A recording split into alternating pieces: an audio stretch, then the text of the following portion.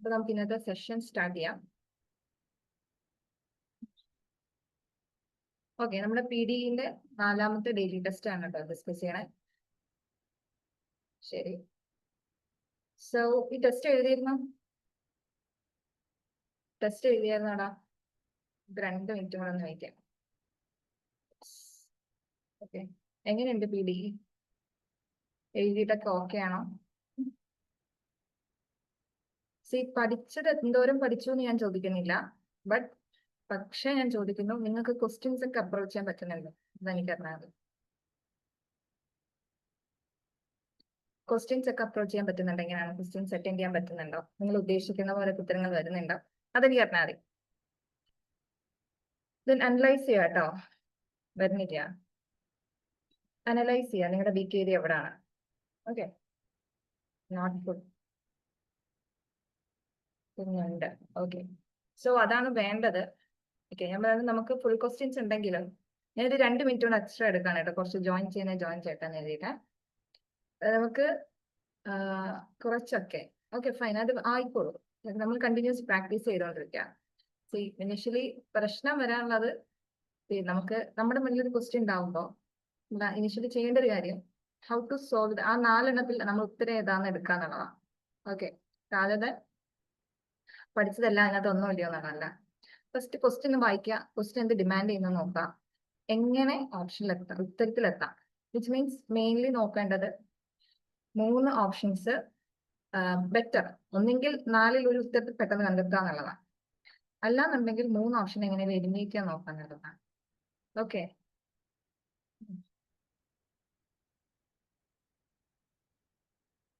Okay, 4 option 3 എങ്ങനെ eliminate ചെയ്ത് ഉത്തരത്തിൽ എത്താന്നുള്ളതാണ്. ഓക്കെ, സോ നമ്മൾ ഡിസ്കഷൻ കൊണ്ട് അതാണ് ഉദ്ദേശിക്കുന്നത്. ആൻഡ് മാക്സിമം നിങ്ങളെ കൊണ്ട് പഠിക്കാവുന്നത് പഠിക്കാം. ആൻഡ് ബെറ്റർ കൂടുതലായിട്ട് നിങ്ങൾ എന്ത് ചെയ്യാം, ക്വസ്റ്റ്യൻസ് ചെയ്ത് തന്നെ പഠിക്കാം. പഠിച്ചിട്ട് ചെയ്യാം എന്നുള്ളതല്ല, ചെയ്യാൻ നോക്കാം. എന്നിട്ട് നിങ്ങൾ പഠിച്ച് എന്തോരം വരെ എത്തി എന്നുള്ളത് നോക്കാം. ഓക്കെ, അപ്പൊ നമുക്ക് നമ്മുടെ ഓരോ ക്വസ്റ്റ്യൻസ് ഡിസ്കഷൻ തുടങ്ങാം കേട്ടോ. So first question. നിങ്ങൾക്ക് എന്തത്? ഒരു മിനിറ്റ്.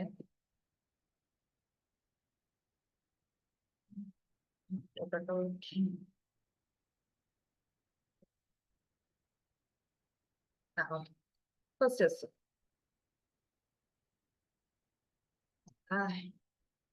നിങ്ങളൊന്ന് കണ്ണടയ്ക്കോ, ഞാൻ മാറ്റട്ടെ. ഉത്തരം കാണില്ലേ?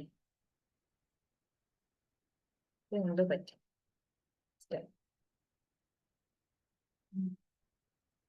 ഓക്കെ, നോക്കാം. ആൻസർ ഇതിന്റെ ആൻസർ ഒന്ന് ചെയ്തേ നോക്കട്ടെ. ഇതിന്റെ ആൻസർ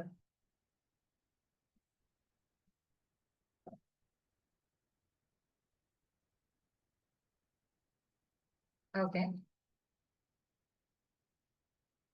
ശരി. ഓക്കെ, ഓൾമോസ്റ്റ് ആൻസേഴ്സ് ഉണ്ട്. ഇത് നോക്കാം, ക്വസ്റ്റ്യൻ നോക്കാം കേട്ടോ. വിച്ച് ഓഫ്, ചോദ്യം എന്താണ്? ഞാൻ ചോദ്യം വായിക്കാൻ പോവാണ്. ചോദ്യം നോക്കാം. Which of the following are true about coliform bacteria? ഇതാണ് ചോദ്യം. ഓക്കെ, ക്ലോറിഫോം ബാക്ടീരിയയെ പറ്റിയിട്ട് ട്രൂ ആയിട്ടുള്ള സ്റ്റേറ്റ്മെന്റ്സ്, ഇതാണ് ചോദ്യം. ക്ലോറിഫോം ബാക്ടീരിയ, റൈറ്റ്. ദെൻ ഇനി നമുക്ക് എന്ത് ചെയ്യാം, ഓരോ സ്റ്റേറ്റ്മെന്റ്സ് ആയിട്ട് വായിച്ചു നോക്കാം. ഓക്കെ, അപ്പൊ എന്താണ് ക്ലോറിഫോം ബാക്ടീരിയനെ പറ്റിയിട്ടാണ്. അപ്പൊ നമുക്കറിയാം ബാക്ടീരിയ എന്താണെന്നൊരു ഐഡിയ ഉണ്ട്. ദെൻ ജസ്റ്റ് നമുക്ക് ഓരോ സ്റ്റേറ്റ്മെന്റ്സ് ഒന്ന് റീഡ് ചെയ്ത് നോക്കാം. ആദ്യത്തെ സ്റ്റേറ്റ്മെന്റ് പറയുന്ന ഇതാണ്: they are used to test water contamination. Water contamination test ചെയ്യാൻ വേണ്ടിയിട്ട് ഉപയോഗിക്കുന്നവയാണ്. ഓക്കെ, അല്ലെങ്കിൽ അത് ഉപയോഗിച്ച് ടെസ്റ്റ് ചെയ്യാൻ പറ്റും എന്നുള്ളതാണ് സ്റ്റേറ്റ്മെന്റ് പറയുന്നത്. ഈ സ്റ്റേറ്റ്മെന്റ് വായിക്കുമ്പോൾ എന്താണ്, പോസിറ്റീവ് സെൻസിലാണ് അല്ലെ, ഒരു പോസിറ്റീവ് സെൻസിലാണ് പറയുന്നത്. ആൻഡ് വലിയ പ്രശ്നമൊന്നുമില്ല, ഒരു ഹാംലെസ് സ്റ്റേറ്റ്മെന്റ് ആണ്, കുഴപ്പമൊന്നുമില്ല. പക്ഷെ എനിക്കറിയില്ല. സോ ഞാൻ എന്ത് ചെയ്യാണ്, ഞാൻ അതിനെ ഒന്ന് ഹോൾഡ് ചെയ്യണം. നോക്കാം വരുമോ നോക്കാം. എന്തായാലും 3 ഓപ്ഷനിലുണ്ട്. So just let me check. അടുത്ത ഓപ്ഷൻ ഞാൻ വായിക്കാം കേട്ടോ. Coliform bacteria are harmless and cause no disease. കുഴപ്പമില്ലല്ലോ. എഗെയിൻ പറയുന്നു ഇത് ഹാംലെസ് ആണ്, ഡിസീസ് ഒന്നും ഉണ്ടാക്കില്ല. എഗെയിൻ നല്ല കാര്യമാണ് പറയുന്നില്ലേ ബാക്ടീരിയനെ പറ്റിയിട്ട്. ഓക്കെ, കുഴപ്പമില്ല. കോളിഫോം ബാക്ടീരിയ ഹാംലെസ് ആണ്, അതുകൊണ്ട് അത് ഡിസീസ് ഉണ്ടാക്കില്ല. സ്റ്റേറ്റ്മെന്റ് ടെക്സ്റ്റിൽ കുഴപ്പമൊന്നുമില്ല. അപ്പൊ ഞാൻ എന്ത് ചെയ്തു, പിന്നെയും എന്താണ്, പിന്നെ ഞാൻ എയും ബിയും ഒന്ന് കണക്ട് ചെയ്ത് നോക്കി. എയിലും ഒരു പോസിറ്റീവ് സെൻസിലാണ് പറയുന്നത്, ബിയിലും ഒരു പോസിറ്റീവ് സെൻസിലാണ് പറയുന്നത്. ഓക്കെ, അപ്പൊ രണ്ട് സ്റ്റേറ്റ്മെന്റും തമ്മിൽ വലിയ വിഷയമൊന്നുമില്ല, രണ്ടും പോസിറ്റീവായിട്ട് തന്നെ പറയുന്നത്. ഞാൻ ഈ മൂന്നാം സ്റ്റേറ്റ്മെന്റ് ഒന്ന് വായിച്ചു നോക്കാം. They are found naturally in human intestinal tract. Okay, naturally നമ്മുടെ ഇൻഡസ്റ്റൈനിൽ കാണാൻ പറ്റുന്നുണ്ട് എന്ന് പറയുന്നു. കൊള്ളാലോ. ഇനി അപ്പം ഞാൻ ഇനി നോക്കുന്നത് സിയും വായിച്ചു വരുമ്പോ എന്താണ്, ഒരു പോസിറ്റീവ് സെൻസിലുള്ള സ്റ്റേറ്റ്മെന്റ് തന്നെയാണ്. എഗെയിൻ പ്രശ്നമൊന്നുമില്ല, നമ്മുടെ ഇൻഡസ്ട്രിയിൽ കാണുന്ന ആളാന്ന് പറയുന്നുണ്ട്. അപ്പൊ ഞാൻ ഇനി ബിയിലുമായിട്ട് പോയി. ബിയിൽ നോക്കുമ്പോൾ അത് ഹാംലെസ് ആണ്, ഡിസീസ് ഒന്നുമില്ല. ഓക്കെ, നമ്മുടെ ഇൻഡസ്ട്രിയിൽ നാച്ചുറലി കാണുന്ന ആളാണ്, അപ്പൊ സ്വാഭാവികം അയാൾ ഹാംലെസ് ആയിരിക്കണം. പ്രത്യേകിച്ച് ഡിസീസ് ഒന്നും ഉണ്ടാക്കരുത്. അപ്പൊ സി എന്നുള്ള ഓപ്ഷൻ ശരിയാണെങ്കിൽ ബി എന്ന ഓപ്ഷനും ശരിയായിരിക്കും. ഓക്കെ, അപ്പൊ ഞാൻ ആ അസംഷൻ എത്തി, സിയും ശരിയാണെങ്കിൽ ബി എന്തായാലും ശരിയായിരിക്കും, കാരണം അതിലെന്തെങ്കിലും കണക്ട് ചെയ്യാൻ പറ്റുന്നുണ്ട്. ഓക്കെ, അപ്പൊ ബിയും സിയും വരുന്ന ഓപ്ഷൻസ്, ബിയും സിയും രണ്ടും വരുന്ന ഓപ്ഷൻസ് നിലനിർത്താം. അപ്പം എ ഇവിടെ ക്യാൻസൽ ആവും, ആൻഡ് പിന്നെ സിയും ക്യാൻസൽ ആവും അല്ലെ. എയും ക്യാൻസൽ ആയി, സിയും ക്യാൻസൽ ആയി. ഇനി നമുക്ക് അറിയേണ്ടത് എയും ഡിയും വരും എന്നുള്ളത്. നോക്കാം. Their presence in water is an indication of fecal contamination. കണ്ടോ, അവര് നമ്മുടെ ഇൻഡസ്ട്രിയിൽ ഉള്ളതാന്ന് പറയുന്നു, എന്നിട്ട് പറയുന്നു ഫീക്കൽ കണ്ടാമിനേഷൻ ഉണ്ടെങ്കിൽ അവര് വാട്ടറിൽ അവരുടെ പ്രസൻസ് കാണും. നോക്ക്, ബിയും സിയും കണക്ട് ചെയ്ത് നമുക്ക് ഡി വായിക്കാൻ പറ്റുന്നുണ്ട് അല്ലെ. ബിയും സിയും കണക്ട് ചെയ്തിട്ട് ഡി വരുന്നുണ്ട്, വരുമ്പോ അത് ഓക്കെ ആണ് അല്ലെ. സി ശരിയാകുമ്പോ എന്തായാലും എന്താകും, ഡിയും ശരിയായിരിക്കും, ശരിയല്ലേ. ഫീക്കൽ കണ്ടാമിനേഷൻ ഉണ്ടെങ്കിൽ ഇവയുടെ പ്രസൻസ് വാട്ടറിൽ കാണാം, കാരണം എന്താ, ഇവർ നമ്മുടെ ഇൻഡസ്ട്രിയിലുള്ള ആൾക്കാരാണ്. സോ അത് നമ്മൾ കണക്ട് ചെയ്യുമ്പോൾ ഡി ശരിയാകും. ഡി ശരിയായി കഴിഞ്ഞാൽ ഡി എന്തായാലും ഉത്തരത്തിൽ വരണമെന്ന് മനസ്സിലായി. ഓക്കെ, അപ്പൊ പിന്നെ എന്തായാലും എ എന്താവും, ശരിയാവും. എങ്ങനെ ശരിയാവും നോക്കാം. ഒരു കാര്യം നമുക്ക് നോക്കാം, വേറെ ഡി വരുന്ന ഓപ്ഷൻ നമ്മുടെ കയ്യിൽ ഇല്ല. സോ അങ്ങനെ നമുക്ക് ഡി എന്ന ഓപ്ഷൻ എത്താം. അല്ലെങ്കിൽ ഈവൻ ക്ലാരിഫിക്കേഷൻ വേണമെന്നുണ്ടെങ്കിൽ ഒന്നുകിൽ എ വായിച്ചു നോക്കുക, അവരുടെ പ്രസൻസ് ഫീക്കൽ കണ്ടാമിനേഷൻ ഇൻഡിക്കേറ്റ് ചെയ്യുന്നുണ്ട്. അപ്പൊ പിന്നെ എ നോക്കി, they are use to test water contamination അല്ലെ. അവരുടെ പ്രസൻസ് ഉണ്ടോ ഇല്ലയോ നോക്കിയാൽ പോരെ, ടെസ്റ്റിംഗ് ആയി. അപ്പൊ ഡി ശരിയായാൽ എന്ത് ശരിയാവും, എ ശരിയാവും. ഓക്കെ ആണല്ലോ. അപ്പൊ നമ്മുടെ ആൻസർ എന്താ വരാ, ഡി ആയിരിക്കും വരാ. ഓൾ ഓഫ് ദി അബവ്, 4 ശരിയാണ്. ഓക്കെ, ഇത് കോളിഫോം ബാക്ടീരിയ എന്ന് പറയുന്നത് എന്താണ്, ഈ പറഞ്ഞ കാര്യമല്ലോ, നമ്മുടെ നാച്ചുറലി നമ്മുടെ ഇൻഡസ്ട്രിയിൽ, ഹ്യൂമൻ മെയിൻലി ആനിമൽസിന്റെ ഒക്കെ ഇൻഡസ്ട്രിയിൽ നമുക്ക് എന്താ കാണാൻ പറ്റുന്ന ഒരുതരം ബാക്ടീരിയ ആണ് കോളിഫോം ബാക്ടീരിയ. ഓക്കെ, നമ്മുടെ ഫീക്കൽ കണ്ടാമിനേഷൻസ് ഉണ്ടെങ്കിൽ വാട്ടറിൽ എന്താണ് ഇവരുടെ പ്രസൻസ് കാണാൻ കഴിയും. സോ ദാറ്റ്സ് അത്ര അറിഞ്ഞാൽ മതി. കോളിഫോം ബാക്ടീരിയ എന്ന് പറയുന്നത് എന്താണ്, it's naturally present in human industrial tract, അല്ലെങ്കിൽ നമ്മുടെ ആനിമൽസിന്റെ ഒക്കെ ഇൻഡസ്ട്രിയിൽ ഇവയുടെ പ്രസൻസ് കാണാൻ കഴിയും. ഓക്കെ ആണോ? ഓക്കെ ആണോ?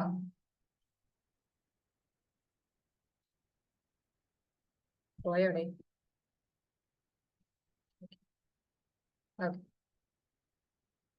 ഓക്കെ ആണോ? സോ നെക്സ്റ്റ് ക്വസ്റ്റ്യൻ നോക്കാം. ഓക്കെ, അടുത്ത ക്വസ്റ്റ്യൻ. തീർച്ചയായും കണ്ടാമിനേറ്റ് പിടിച്ച അസുഖം വരും. ശരി, അടുത്ത ഓപ്ഷൻ ഡ്രോപ്ഡ്. ഡ്രോപ്ഡ് ഓപ്ഷനിൽ കണ്ടാൽ ഡ്രോപ്ഡ് ആണ്. സോ ഇത് ഡിസ്കസ് ചെയ്യണമെന്നില്ല. ഇത് പ്രശ്നം എന്താ,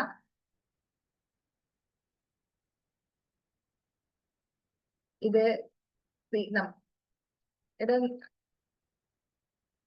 ഓക്കെ, നമ്മുടെ ശരീരത്തിന് ഉള്ളിലാണെങ്കിൽ സീനില്ല, വെളിയിൽ വന്നു കഴിഞ്ഞാൽ പറയാൻ പറ്റത്തില്ല. എടാ ഞാൻ പറയാം, ഈ കോളിഫോം ബാക്ടീരിയ എല്ലാം ഡിസീസ് ഉണ്ടാക്കാത്തല്ല. നിങ്ങൾ കേട്ടിട്ടുണ്ട് ഈക്കോളി എന്ന് പറഞ്ഞൊരു ബാക്ടീരിയ ഉണ്ട്. സെയിം ഇതിന്റെ ഒരു സാധനം തന്നെ ഈക്കോളി എന്ന് പറഞ്ഞൊരു സാധനം ഉണ്ട്. ലൈക്ക് എന്ത് പറയാ, ഈന് ഫുൾ ഫോം ഉണ്ട്, അത് വായിക്കാൻ കൊള്ളില്ല കേട്ടോ. വായിച്ചാൽ എന്റെ വായി കൊള്ളില്ല, അതുകൊണ്ടാണ് കേട്ടോ. ഈക്കോളി എന്ന് പറഞ്ഞൊരു ബാക്ടീരിയ ഉണ്ട്, ഇത് തന്നെയാണ് സംഭവം. ഓക്കെ, അത് പ്രോബബ്ലി എന്താണ് ഡിസീസസ് ഉണ്ടാക്കാറുള്ള സാധനമാണ്. ഓക്കെ, ഏതൊരു സാധനം നമ്മുടെ ബോഡിക്ക് അകത്തുള്ളത് വെളിയിൽ വന്നുള്ളത് വിഷമായി, ആ ഒരു ഏരിയ. ഓക്കെ, ഏതൊരു സാധനം, ഇപ്പൊ നമ്മുടെ ബ്ലഡ് ആണെങ്കിലും ബോഡിക്ക് അധികം ഓക്കെയാണ്, ബട്ട് അത് നമ്മുടെ വെളിയിൽ വന്നു കഴിയുമ്പോൾ എന്താവും, ഇംപ്യൂർ ബ്ലഡ്, പോയിസൺ ആവും. സലൈവ ബോഡിക്ക് അകത്ത് ഓക്കെയാണ്, പക്ഷെ വെളിയിൽ വന്നു കഴിഞ്ഞപ്പോൾ അതിൽ പോയിസൺ ഉണ്ടാവും. എന്ന് പറയുന്ന പോലെ ബാക്ടീരിയ അല്ലേ ഉണ്ടാക്കും. ശരി, അപ്പൊ എന്താണ് അടുത്ത ക്വസ്റ്റ്യൻ. ഡ്രോപ്പ് ആയത് കാര്യം എന്താണ്, നമ്മുടെ മാച്ച് ചെയ്യുന്ന ഓപ്ഷൻ ഇല്ല, അതുകൊണ്ട് ഡ്രോപ്പ് ആയി പോയതാണ് കേട്ടോ. ശരി, അപ്പൊ നമുക്ക് എന്ത് ചെയ്യാം, എന്താ സംഭവം, ഓരോ ഡിസിൻഫെക്റ്റന്റുകളും അവയുടെ കെമിക്കൽ കോമ്പോസിഷനും. ഓക്കെ, CH എന്ന് പറഞ്ഞ സാധനം എന്താണ്, CH കാണിക്കുന്നത് മീതേൻ ആണ് അല്ലെ. ഓക്കെ, അങ്ങനെ വേണം നിങ്ങൾ കണക്ട്. അങ്ങനെ വേണമെങ്കിൽ നിങ്ങൾ ആൻസർ പറഞ്ഞു ഓരോന്ന് ഏത് കൃത്യമായിട്ട് മാച്ച് ചെയ്യുമെന്ന്. A dibromochloromethane, അതായത് BR കാണിക്കുന്നത് ബ്രോമിൻ ആണ്, CL കാണിക്കുന്നത് ക്ലോറിൻ ആണ്, CH കാണിക്കുന്നത് മീതേൻ ആണ്. ഓക്കെ, ആ ഒരു ഐഡിയ വേണം. ക്ലോറോ കാണിക്കുന്നതാണ് CL ആൻഡ് മീതേൻ കാണിക്കുന്നത് CH, BR മീൻസ് ബ്രോമിൻ. തോന്നി നിങ്ങൾക്ക് അറിയാം അല്ലെ, അതിന്റെ ആവശ്യമില്ല, നമുക്ക് ചുമ്മാ ഐഡന്റിഫൈ ചെയ്യാൻ മതി. എന്ത് വരും എന്ന് നോക്കിയാൽ മതി. ഡൈ ബ്രോമോ എന്ന് പറയുമ്പോൾ ബ്രോമിൻ 2 എണ്ണം വരണം, എന്നിട്ട് ക്ലോറോ മീതേൻ എന്ന് വെച്ചപ്പോ ബ്രോമിൻ 2 എണ്ണം പറഞ്ഞ ഇതിൽ ഏതുണ്ട്? ഈ ഒരു ഇത്രേ ഉള്ളൂ അല്ലെ. അപ്പം എന്തായിരിക്കും? A1 ആയിരിക്കും. ഇത് A ആണ് കേട്ടോ, A1. ഇനി അടുത്തത് ബ്രോമോഫോം. ബ്രോമോഫോം അതിന് നമുക്ക് നോക്കാം. ബ്രോമോഫോം ഇതായിരിക്കും. B ആ വരാം. 4 ആണ് വരുന്നത് കേട്ടോ ബ്രോമോഫോം. ബ്രോമോഫോം ഇതാ വരാം, 4ാമത്തെ CHBr3. ഓക്കെ, CHBr3 ആണ് ബ്രോമോഫോം വരാം. Okay, then bromo dichloromethane. സി ഡൈക്ലോറോ, ക്ലോറിൻ 2 എണ്ണം വരണം, അത് വരുന്ന ഏതാ? ഈ ഓപ്ഷൻ ആണ്, 3 ആണ് വരാം അല്ലെ, 3 ആണ് വരാം. So this is C. Then chloroform. Chloroform നമുക്കറിയാം CHCl3 ആണ് അല്ലെ, ഇതാണ് വരാം CHCl3 ക്ലോറോഫോം. യെസ്, അപ്പം A1 B2 കണ്ടോ, അങ്ങനെ ഒരു D2 C3 അങ്ങനെ ഒരു ഓപ്ഷൻ എടുക്കാനില്ല. ഓക്കെ, പ്രോബ്ലം അതുകൊണ്ടായിരിക്കണം ഡ്രോപ്പ് ആയി ഉണ്ടാവുക. ഇതൊക്കെ അല്ലേ, ഇത് കാര്യമായിട്ടൊന്നുമില്ല, അതിന്റെ കെമിക്കൽ കോമ്പോസിഷൻ മാച്ച് ചെയ്യാനാണ് ഇത്. ഓക്കെ ഓക്കേടാ. സോ നെക്സ്റ്റ് ക്വസ്റ്റ്യൻ, അടുത്ത ചോദ്യം. അടുത്ത question, which of the following are sinks of atmospheric carbon dioxide? Sinks of atmospheric carbon dioxide ന്റെ സോഴ്സസ് ഏതൊക്കെയാണെന്നാ ചോദ്യം. ഓക്കെ,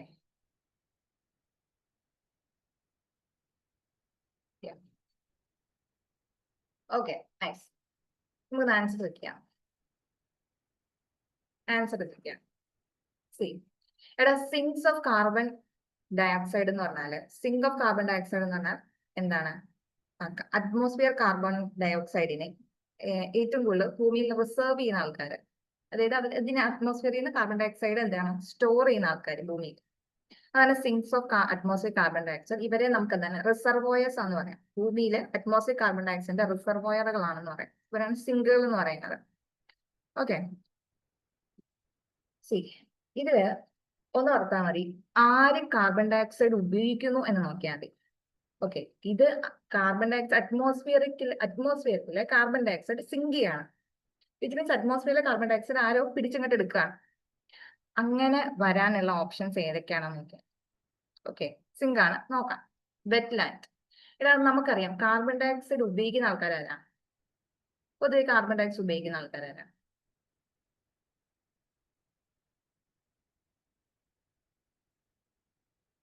കാർബൺ ഡയോക്സൈഡ് ഉപയോഗിക്കുന്ന ആൾക്കാരാരാ? ട്രീസ്, പ്ലാന്റ്സ് ഒക്കെയാണ് അല്ലേ.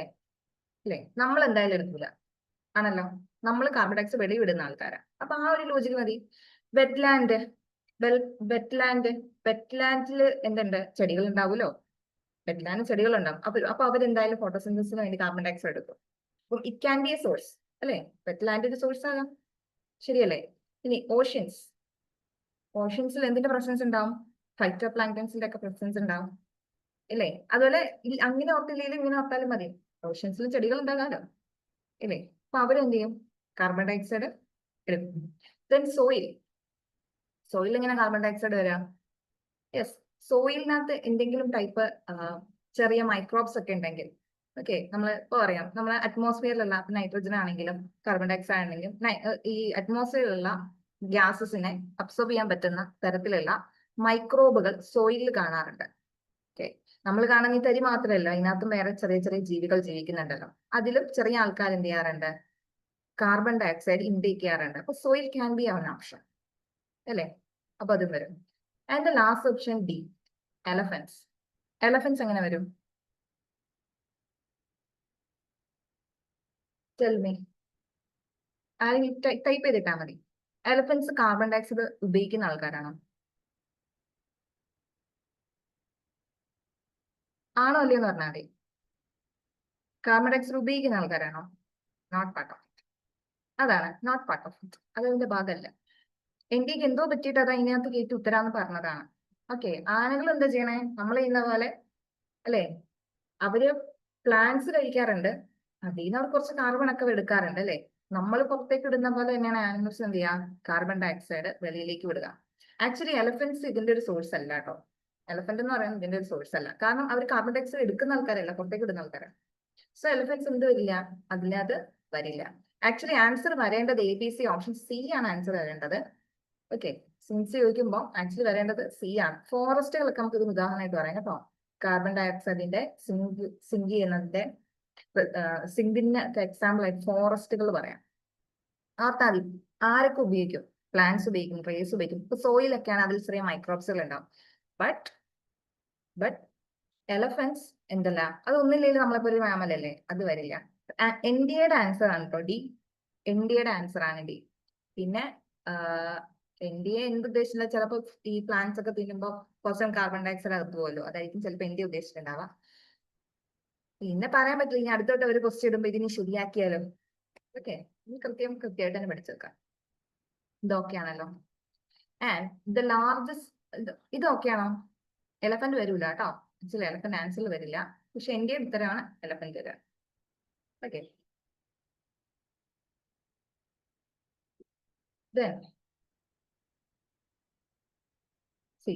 ഇനി ഞാൻ ചോദിക്കട്ടെ, ദ ലാർജസ്റ്റ് കാർബൺ സിങ്ക് ഏതാണെന്ന് അറിയാമോ? But they contribute to destroy 3. അതെന്ത് ഉദ്ദേശിച്ചേ? അവര് ബാക്കിയുള്ളത് നശിപ്പിക്കുമെന്നോ?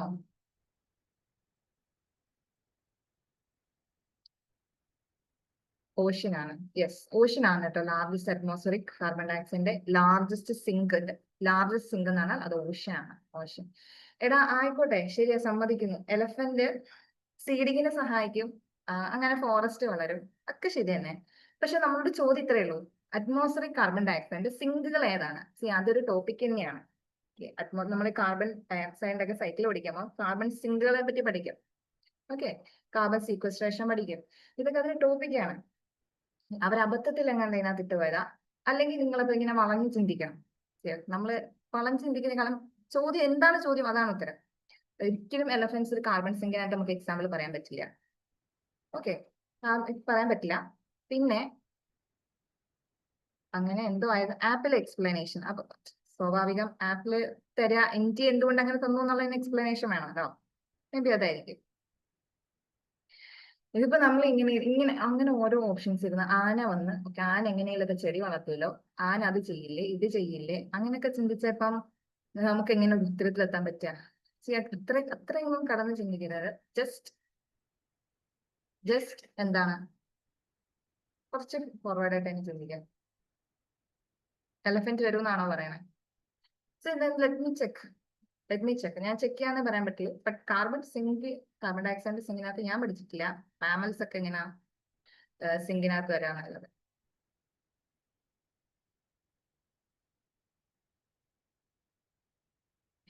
എടാ ശരി തന്നെ, ഞാൻ സമ്മതിക്കുന്നു. ഓക്കെ, എടാ നമുക്കത് ജസ്റ്റിഫൈ ചെയ്യാം. നമുക്കൊരു ഓപ്ഷൻ എങ്ങനെ വേണേലും ജസ്റ്റിഫൈ ചെയ്യാം. അപ്പൊ ഞാൻ ചോദിക്കട്ടെ, നമ്മൾ കാർബൺ ഡയോക്സൈഡിന് കോൺട്രിബ്യൂട്ട് ചെയ്യുന്നില്ലേ? ഇല്ലേ? അപ്പൊ നമ്മളെ സിങ്കുകളാണെന്ന് പറയാൻ പറ്റുമോ? ആനകൾ ഉള്ള കാട്, അപ്പൊ ആനകളില്ല, ആ കാട്ടിലില്ലാത്ത ആനയൊക്കെ ആണെങ്കിലോ? അങ്ങനെ അതാണ്. അങ്ങനെയാണ് ഈ യൂണിവേഴ്സിൽ എല്ലാ സാധനവും കാർബൺ കോൺട്രിബ്യൂട്ട് ചെയ്യും. അപ്പൊ നിങ്ങൾ ഇന്ത്യനെ ന്യായീകരിക്കാനാണ് ശ്രമിക്കുന്നെങ്കിൽ ഓക്കെ ഫൈൻ, എനിക്ക് സീനില്ല. ബട്ട് എനിക്ക് കണ്ടന്റ് അല്ലേ പറഞ്ഞുതരാൻ പറ്റുള്ളൂ. ഓക്കെ, നമുക്ക് എങ്ങനെ വേണമെങ്കിലും ചിന്തിക്കാം. അങ്ങനെ നമ്മളാണെങ്കിൽ ഇന്ത്യ അങ്ങനെയാണെങ്കിൽ കാർബൺ ഡയോക്സൈഡ് കോൺട്രിബ്യൂട്ട് ചെയ്യുന്നതാണ്. Okay fine. ഇന്ത്യ അടുത്ത പ്രാവശ്യം എന്ത് ആൻസർ കൊടുക്കണം? ഈ ക്വസ്റ്റ്യൻ വരൂല. വരാതിരിക്കുന്നതായിരിക്കും അവർക്ക് നല്ലത്.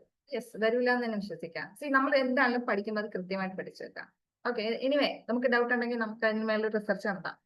ഓക്കെ, ഇപ്പൊ ഈ ഡിസ്കഷൻ നടത്താം. എന്നിട്ട് അതിന്മേൽ നമുക്ക് എന്താണ് ഒരു റിസർച്ച് നടത്തി നോക്കാം.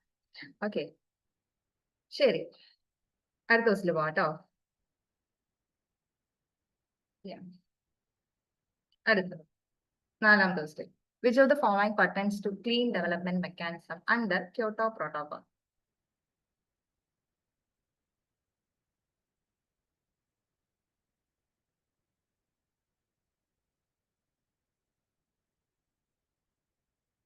Yes.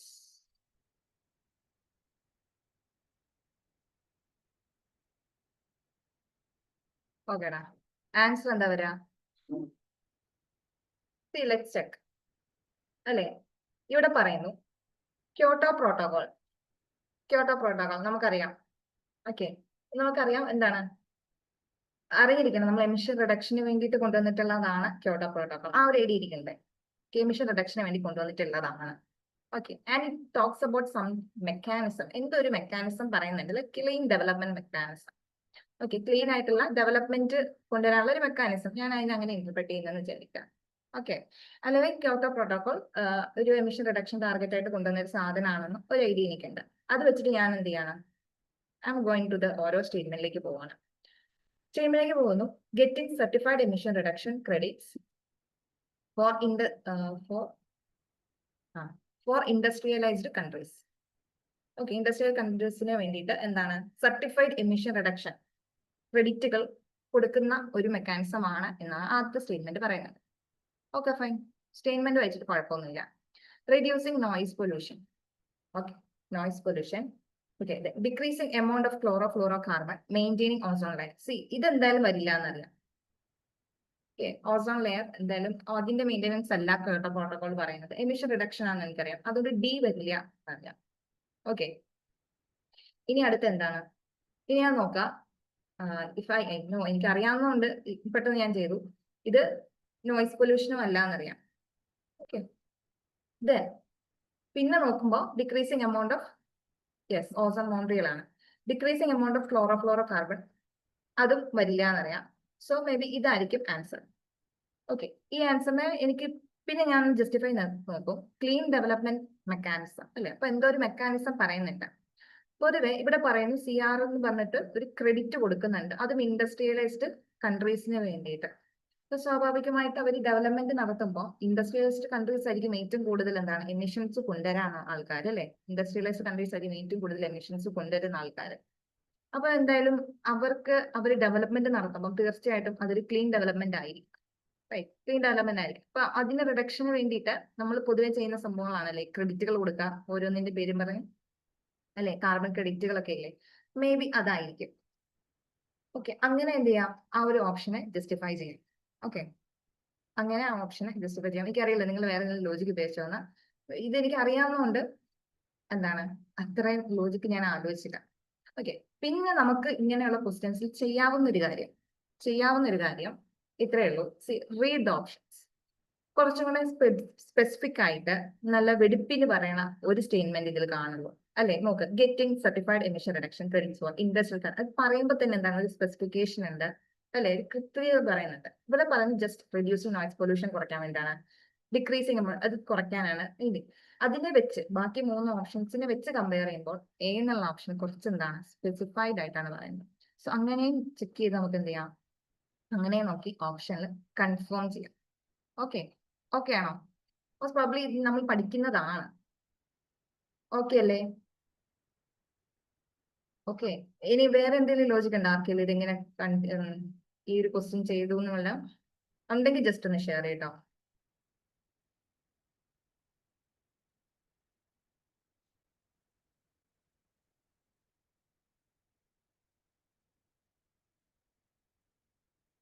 ഓക്കെ,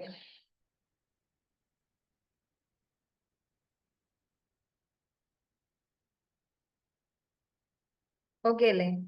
ഇനി അതർ ഓപ്ഷൻസ് നോയിസ് പൊല്യൂഷൻ പ്രത്യേകം പ്രോട്ടോകോൾ ഇല്ല. ഓക്കെ, അങ്ങനെ വെച്ചാൽ ഓപ്ഷൻ കുറയ്ക്കാം.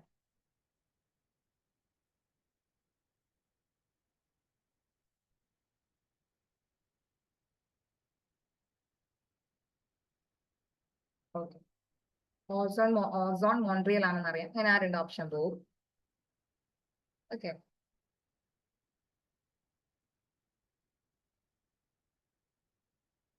ഓക്കെ, ഓട്ടോമാറ്റിക് അതല്ലേ നമ്മൾ പഠിച്ചത് വെച്ചിട്ടും കുറച്ച് സ്പെസിഫിക്കേഷൻ നോക്കിയിട്ട് നല്ല നല്ല സ്റ്റേറ്റ്മെന്റ് നോക്കിയും ചൂസ് ചെയ്യാം.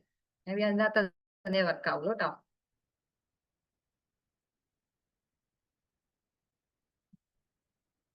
ഓക്കെ, ഓക്കെ, നമ്മൾ നോക്കാം. ക്യോട്ടോ പ്രോട്ടോകോൾ എന്തിനുകൊണ്ടുവന്നെയാണ്? എമിഷൻ റിഡക്ഷൻ ടാർഗറ്റ്സ് ആണ് അല്ലെ. എമിഷൻ റിഡക്ഷന് വേണ്ടിയിട്ട് കൊണ്ടുവന്നതാണ് എന്ത്? Kyoto protocol. UNFCCന്റെ ആണ് ക്യോട്ടോ പ്രോട്ടോകോൾ. അവരുടെ 3ാമത്തെ മീറ്റിംഗിലാണ് ക്യോട്ടോ പ്രോട്ടോകോൾ വരുന്നത്. ഇത് കേം ഇൻ ഡിഫക്ട് 2005 ആണ്. ഓക്കെ, കേം ഇൻ ഡിഫക്ട് 2005 ആണ്. ജസ്റ്റ് ആ വർഷങ്ങളൊക്കെ ഒന്ന് ജസ്റ്റ് ഒന്ന് നോക്കി വെക്കാം. ദെൻ പിന്നെ ഉള്ളത് ഈ ക്യോട്ടോ പ്രോട്ടോകോളിന്റെ കീഴിൽ 3 മെക്കാനിസംസ് പറയുന്നുണ്ട്. 3 മെക്കാനിസംസ്. ആ 3 ഒരെണ്ണത്തിൽ നിന്നാണ് ചോദ്യം വന്നത്, ക്ലീൻ ഡെവലപ്മെന്റ് മെക്കാനിസം. ഓക്കെ, ഇതില് 3 മെക്കാനിസംസ് ഇതൊക്കെയാണ്: ഇന്റർനാഷണൽ എമിഷൻ ട്രേഡിങ്ങും, ക്ലീൻ ഡെവലപ്മെന്റ് മെക്കാനിസവും ആൻഡ് ജോയിന്റ് ഇംപ്ലിമെന്റേഷനും ആണ്. ഓക്കെ, ഇതില്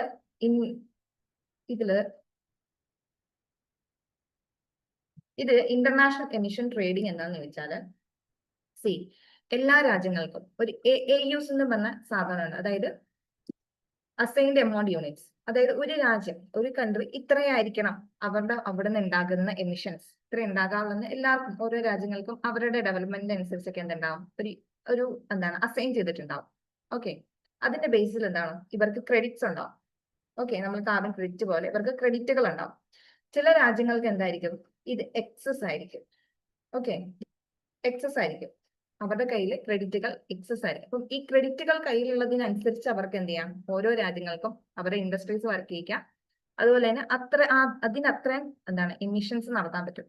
ചില രാജ്യങ്ങൾ എന്താണ് നല്ല രീതിയിൽ എമിഷൻ കൺട്രോളുകൾ നടത്തുന്ന രാജ്യങ്ങളാണെങ്കിൽ അവരുടെ കയ്യിലുള്ള ഈ ക്രെഡിറ്റുകൾ എക്സസ് ആയിരിക്കും. അങ്ങനെ എക്സസ് വരുമ്പോൾ എന്ത് ചെയ്യും, ചില എമിഷൻസ് കൂടുതലുള്ള രാജ്യങ്ങൾ എന്ത് ചെയ്യും, ഇവയെ വാങ്ങിക്കും. ആൻഡ് എക്സസ് ഉള്ള ആൾക്കാർ ഇവയെ വിൽക്കും. അതായത് അവരുടെ ഇടയിൽ എന്ത് ചെയ്യും, ഒരു ട്രേഡിംഗ്, ഈ ക്രെഡിറ്റുകളുടെ ഒരു ട്രേഡിംഗ് നടത്തും. അതെന്താണ്, ഒരു മെക്കാനിസം ആണ് ക്യോട്ടോ പ്രോട്ടോകോളിന്റെ കീഴിൽ പറയുന്നത്. അതായത് എക്സസ് ആയിട്ട് വരുന്ന ക്രെഡിറ്റുകൾ എന്ത് ചെയ്യുന്നു, ചില രാജ്യങ്ങൾ വിൽക്കുന്നു ആൻഡ് ആവശ്യമുള്ള ആൾക്കാർ അത് വാങ്ങിക്കുന്നു. എത്ര ക്രെഡിറ്റ്സ് കയ്യിലുണ്ടോ അതിനനുസരിച്ചുള്ള എമിഷൻസ് ആ രാജ്യങ്ങൾക്ക് നടത്താം.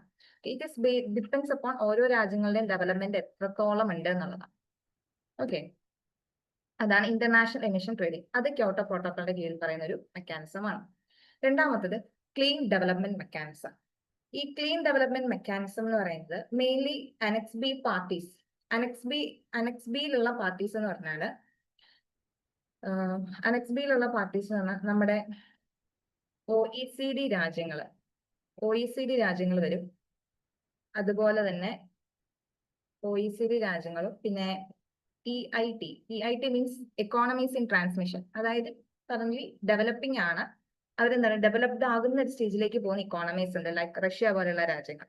അങ്ങനെയുള്ള രാജ്യങ്ങൾ എന്ത് ചെയ്യുന്നുണ്ട്, അങ്ങനെയുള്ള രാജ്യങ്ങൾക്ക് എന്ത് ചെയ്യാം, ഈ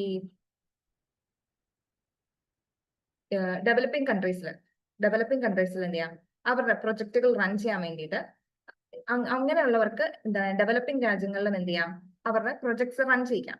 ഓക്കെ, ഇങ്ങനെയുള്ള ഡെവലപ്ഡ് രാജ്യങ്ങൾ, അതായത് ഇൻഡസ്ട്രിയലൈസ്ഡ് ആയിട്ടുള്ള കൺട്രികൾ ഡെവലപ്പിംഗ് രാജ്യങ്ങളിൽ എന്ത് ചെയ്യുന്നുണ്ട്, അവർ പ്രൊജക്ട്സ് റൺ ചെയ്യുന്നുണ്ട്. And they have to ensure ഒരു എമിഷൻ റിഡക്ഷൻ ഉണ്ടായിരിക്കണം. അവരങ്ങനെ റൺ ചെയ്യുമ്പോൾ അവർക്ക് എമിഷൻ റിഡക്ഷൻ ഉണ്ടായിരിക്കണം. കാരണം എന്താണ്, നമ്മൾ അമിതമായി കാർബൺ ഡയോക്സൈഡ്സ് ഒന്നും എമിറ്റ് ചെയ്യാതെ നോക്കണം. അതിനു വേണ്ടിയിട്ട് ഇതിന്റെ കീഴില് അപ്പം അതിനും എന്താണ് ഒരു ക്രെഡിറ്റ് നിശ്ചയിച്ചു കൊടുക്കുക ചെയ്യുന്നത്. ഇത്രയും ക്രെഡിറ്റ് എന്ത് ചെയ്യാം അവർക്കുണ്ടെങ്കിൽ അതിനനുസരിച്ചുള്ള എമിഷൻ നടത്താൻ പറ്റും. അങ്ങനെ കൊടുക്കുന്നതാണ് സർട്ടിഫൈഡ് എമിഷൻ റിഡക്ഷൻ ക്രെഡിറ്റുകൾ. അപ്പം ആദ്യത്തെ ട്രേഡിങ്ങിനകത്ത് പറയുന്നത് എന്താണ്, ഇത്രയേ ഉള്ളൂ. എക്സസ് ആയിട്ട് ക്രെഡിറ്റ് ഉള്ളവർ എന്ത് ചെയ്യാം, പരസ്പരം കൊടുക്കുക, കൂടുതലായിട്ട് വേണ്ടവർ വാങ്ങിക്കുക, അങ്ങനെ ഒരു ട്രേഡിംഗ് നടത്തുന്നു എന്ന് പറയുന്നു. രണ്ടാമത്തെ മെക്കാനിസത്തിലേ പറയുന്നുള്ളൂ. ഡെവലപ്പിംഗ് ആയിട്ടുള്ള രാജ്യങ്ങളിൽ എന്താണ് ഒരു പ്രൊജക്ട് റൺ ചെയ്യുമ്പോൾ അവിടെയും എന്താണ് എമിഷൻ റിഡക്ഷന്റെ ആവശ്യമുണ്ട് അല്ലെ. അപ്പൊ അതിനു വേണ്ടിയിട്ടാണ് എന്ത് ചെയ്യുക, CER പോലുള്ള ക്രെഡിറ്റുകൾ കൊടുക്കുക. ഓക്കെ, അങ്ങനെയുള്ള മെക്കാനിസമാണ് ക്ലീൻ ഡെവലപ്മെന്റ് മെക്കാനിസം. ഓക്കെ, എന്ത് കോണ്ടെക്സ്റ്റിലാണ് എന്ന് മാത്രം നോക്കി വെക്കുക.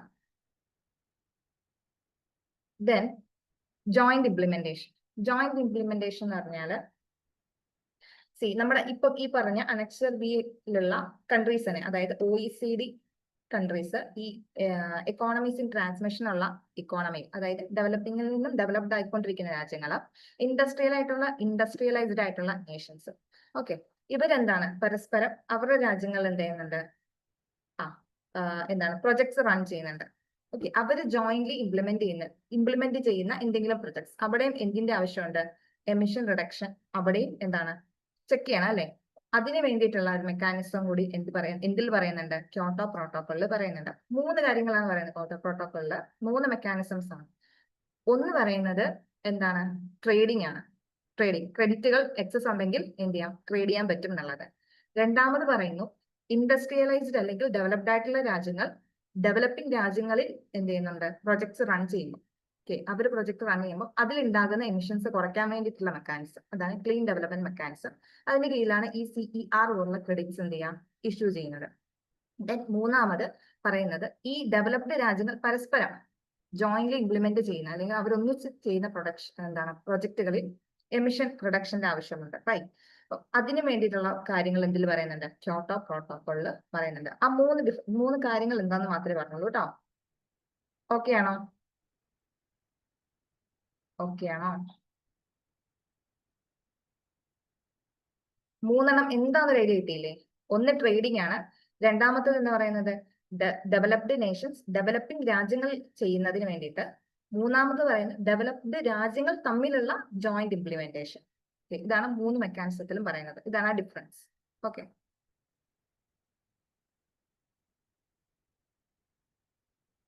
ഏതാടാ, ഇതാണോ?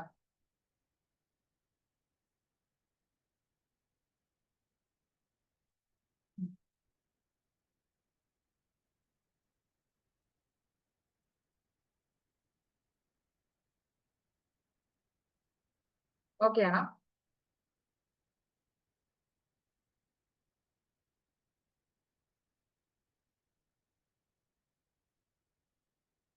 ഓക്കെ, സോ അടുത്ത ക്വസ്റ്റ്യൻ.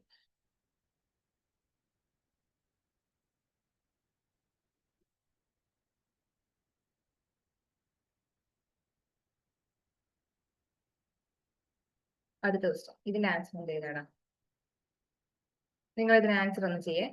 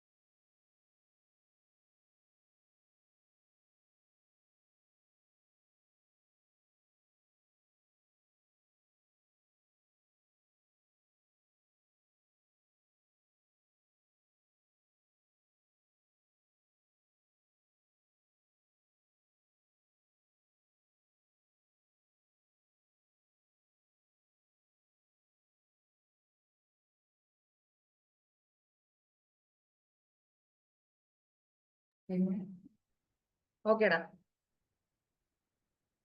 ഓക്കെ.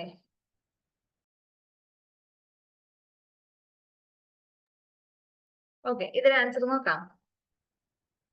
ഓക്കെ, ഇത് വായിച്ചാലും കിട്ടും അല്ലേ? ഇത് വായിച്ചാലും ഉത്തരം കിട്ടേണ്ടതാണ്. നോക്കാം, ആദ്യം നോക്കാം മോഡേൺ ലാൻഡ് ഫില്ലിംഗ്. ആദ്യം ഞാൻ ഓപ്ഷൻസിൽ നോക്കട്ടെ. A ഒന്നെങ്കിൽ എന്ത് വരണം, 2 വരണം, അല്ലെങ്കിൽ A3 വരണം. നോക്കാം, A2 ആണോ 3 ആണോ മാച്ചിങ് വരുന്നതെന്ന് നോക്കാം. മോഡേൺ ലാൻഡ് ഫില്ലിംഗ് 2 ആണോ 3 ആണോ നോക്കാവേ. 2 or 3.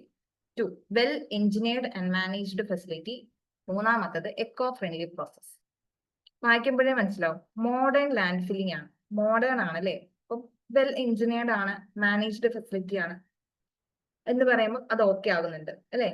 ഒന്നിലേലും മോഡേൺ ആയിട്ടുള്ള കാര്യമല്ലേ, അപ്പൊ അത് വെൽ എഞ്ചിനീയർഡ് ആയിരിക്കും. അപ്പം A2 വരാനുള്ള സാധ്യതയാണ്. സോ B എന്നുള്ള ഓപ്ഷൻ നമുക്ക് എലിമിനേറ്റ് ചെയ്യാവേ. B അവിടെ പോയി. ഇനി നോക്കാം, അടുത്ത B ആയിരിക്കും പിടിക്കുന്നല്ലോ ഇപ്പൊ. B3 ആണോ 4 ആണോ 1 ആണോ നോക്കിയാൽ മതി. B ബാക്കിയുള്ളത് ഇത് വരും. Open land dumping. Open land dumping, അതിൽ നോക്കാം reduced waste volume. Open land dumping, നമ്മൾ ഓപ്പൺ ആയിട്ട് എല്ലാ വേസ്റ്റും കൊണ്ട് ഡംപ് ചെയ്താൽ അവിടെ വേസ്റ്റ് കുറയുമോ? ഇല്ലല്ലോ. അപ്പൊ എ പറ്റിയ എക്കോ ഫ്രണ്ട്ലി പ്രോസസ് ആണോ? അല്ല. വെറുതെ കൊണ്ടുപോയി നമ്മൾ ഓപ്പൺ ലാൻഡിൽ വെറുതെ കൊണ്ടുവന്നെങ്കിൽ ഡംപ് ചെയ്യുന്നത് ഒരു എക്കോ ഫ്രണ്ട്ലി പ്രോസസ് ആണെന്ന് പറയാൻ പറ്റില്ല അല്ലെ. പിന്നെയുള്ള അടുത്ത option low cost of dumping ആണ്. ശരിയാ, വെറുതെ കൊണ്ടുപോയി തുറസായിട്ട് നല്ലത് ഡംപ് ചെയ്യുന്നതിന് വല്ല ചെലവുണ്ടോ? ഇല്ല. അപ്പൊ ബി എന്തായിരിക്കും? B4 ആയിരിക്കും. അത് വരുന്ന കൂട്ടത്തിൽ ഒറ്റ ഓപ്ഷനേ ഉള്ളൂ, അത് സി ആണ് ആൻസർ വരിക. ഓക്കെ, സി ആണ് ആൻസർ വരിക. അപ്പൊ ബി ആയിരിക്കും ഇത് ബി ആണ്, ഇത് എ ആണ്. ബാക്കി നോക്കാം. ഇൻസിനറേഷൻ. ഇൻസിനറേഷൻ എന്ന് പറഞ്ഞാൽ എന്താ? അതാണ്, രണ്ടിലും ഡംപിങ് ഉണ്ട്. നന്നായിട്ട് നോട്ട് ചെയ്തു, രണ്ടിലും ഡംപിങ്. ഇൻസിനറേഷൻ ശരിയല്ലേ? ഇൻസിനറേഷൻ എന്ന് പറഞ്ഞാൽ കത്തിക്കുക, വേസ്റ്റ് കത്തിക്കുന്നതിനാണ് പറയുന്നത് കേട്ടോ. കത്തിക്കുമ്പോൾ എന്തായാലും അവിടെ എന്താ സംഭവിക്കാം? അവിടെ വോളിയം കുറയും അല്ലെ. കത്തിക്കുമ്പോൾ കുറച്ചായിരിക്കും മിച്ചം വരിക, ബാക്കി എന്ത് ചെയ്യും? കത്തി അങ്ങ് പോകും. സോ വേസ്റ്റിന്റെ വോളിയം അവിടെ കുറയും, അത് സി ആയിരിക്കും. Then bio conversion into compost. Compost ആക്കി മാറ്റാകുമ്പോൾ എന്താണ്? It's an eco friendly process. Okay, ഇത് ആൻസർ ഡി തന്നെ ആയിരിക്കും. ഓക്കെ അല്ലേ? ഇത് വലിയ ബുദ്ധിമുട്ടില്ലാത്ത ക്വസ്റ്റ്യൻ അല്ലേ? ഓക്കെ, ഇങ്ങനത്തെ ക്വസ്റ്റ്യൻ ഒക്കെ ചെയ്യാൻ പറ്റുന്നില്ലേ? ഇല്ലേടാ? ബസ്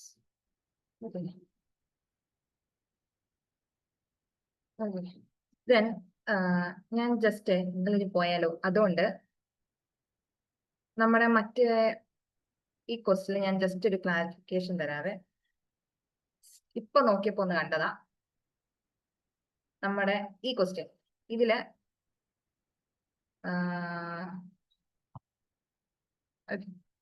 ഇത് മെയിൻലി ഇത് എലഫൻസ് എന്നുള്ള ഓപ്ഷൻ, സി നമ്മുടെ ഈ എലഫൻസ് എന്നുള്ള ഓപ്ഷൻ ഉണ്ടല്ലോ, ഇത് വരും. ബട്ട് ഇത് പർട്ടിക്കുലർ കേസ് ആണ്. ലൈക്ക് നമ്മുടെ ആഫ്രിക്കൻ എലഫൻസ് ഇല്ലേ, ആഫ്രിക്കൻ എലഫൻസ്.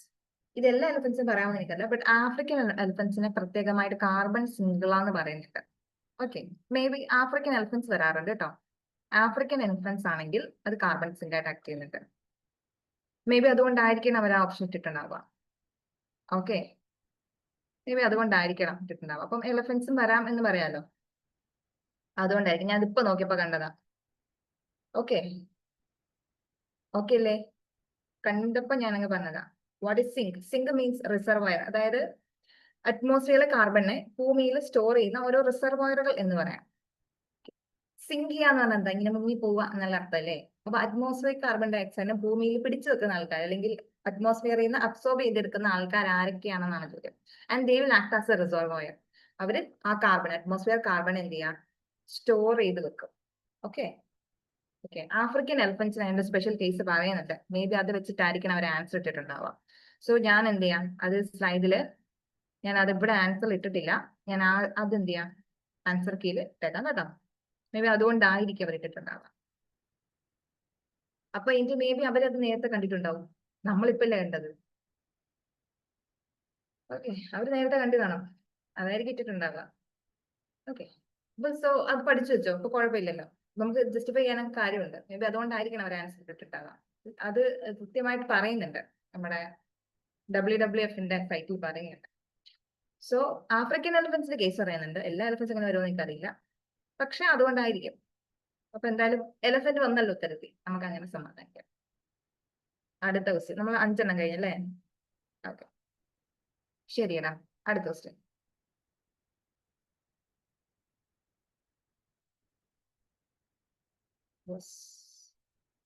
ഓക്കെ, ഇതിനകത്ത് പ്രത്യേകിച്ച് നമുക്ക് ഒന്നും ചെയ്യാനില്ല അല്ലെ? ഇതിനകത്ത് ഒന്നും ചെയ്യാനില്ല. ഇതിൽ നമുക്ക് എന്ത് ചെയ്യാനേ പറ്റുള്ളൂ? ഡേറ്റ് ഒക്കെ അറിഞ്ഞിരിക്കണം. ഓക്കെ, ഡേറ്റ് ഒക്കെ അറിഞ്ഞിരിക്കണം, എങ്കിലേ ചെയ്യാൻ പറ്റുള്ളൂ. ചോദ്യം എന്തായിരുന്നതാ? International day for biological diversity. Biological ഡൈവേഴ്സിറ്റിന്റെ ഡേ ആയിട്ട് ആചരിക്കുന്നത് ഏത് ദിവസമാണ്? മെയ് 22. ഓക്കെ, അപ്പം നോക്കിക്കോ, നമ്മുടെ ഇതെല്ലാവർക്കും അറിയാമായിരിക്കുമല്ലോ, സെപ്റ്റംബർ 16 ഓസോൺ ഡേ ആണെന്ന്. ഓക്കെ, അറിയില്ലെങ്കിൽ അത് പഠിച്ചു കേട്ടോ. സെപ്റ്റംബർ 16 ഓസോൺ ഡേ ആണ്, അത് എനിക്കും അറിയായിരുന്നു. ആൻഡ് ഏപ്രിൽ 22 എർത്ത് ഡേ ആണ്. ഓക്കെ, സാരമില്ലടാ, അത് പഠിച്ചു വെച്ചോ കേട്ടോ. ഭയങ്കര നമ്മൾ എൻവയോൺമെന്റ് പഠിക്കുമ്പോൾ അതൊക്കെ ആ ഡേറ്റ്സ് ഒക്കെ ഭയങ്കര ഇമ്പോർട്ടന്റ് ആണ്. സെപ്റ്റംബർ 16 ഓസോൺ ഡേ നമ്മൾ അറിഞ്ഞിരിക്കണം. ഓക്കെ, എർത്ത് ഡേ ഏപ്രിൽ 22 അറിഞ്ഞിരിക്കണം. ഓക്കെ, ആൻഡ് ഇത് രണ്ടും എനിക്കും അറിയായിരുന്നു, ഏപ്രിലും സെപ്റ്റംബറും. But I don't know about February 2 ഇങ്ങനെ പ്രത്യേകത ഉണ്ടെന്ന് എനിക്ക് അറിയില്ലായിരുന്നു. So it's world wetland day ആണ് കേട്ടോ. ഫെബ്രുവരി 2 എന്ന് പറയുന്നത് വേൾഡ് വെറ്റ്ലാൻഡ് ഡേ ആണ്. ഇവിടുന്ന് അതങ്ങ് പഠിച്ചോ. ഫെബ്രുവരി 2 എന്ന് പറഞ്ഞാൽ വേൾഡ് വെറ്റ്ലാൻഡ് ഡേ ആണ്. 22 ഏപ്രിൽ എർത്ത് ഡേ ആണ്. സെപ്റ്റംബർ 16 എന്ന് പറയുന്നത് ഓസോൺ ഡേ ആണ്. ഓക്കെ, അപ്പൊ മെയ് 22 എന്ത് ബയോളജിക്കൽ ഡൈവേഴ്സിറ്റി ഡേ. ഓക്കെ അല്ലേ?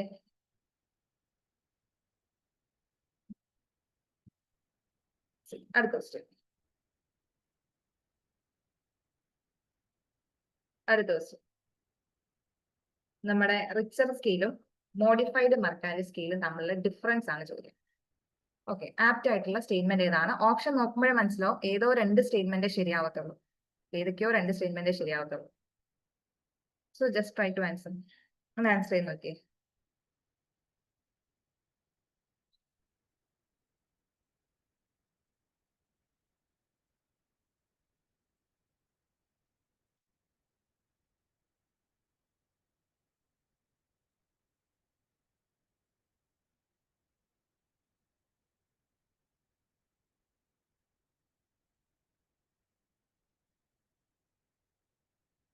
ഓക്കെ, നമുക്ക് നോക്കാം. ഓക്കെ, നമുക്ക് നോക്കാവേ.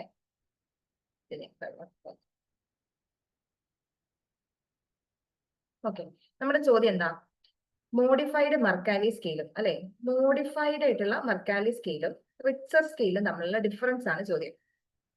നമുക്ക് ഇനി ഓരോ സ്റ്റേറ്റ്മെന്റ് ആയിട്ടൊന്ന് വായിച്ചു നോക്കാം. ഇവർ തമ്മിലുള്ള difference.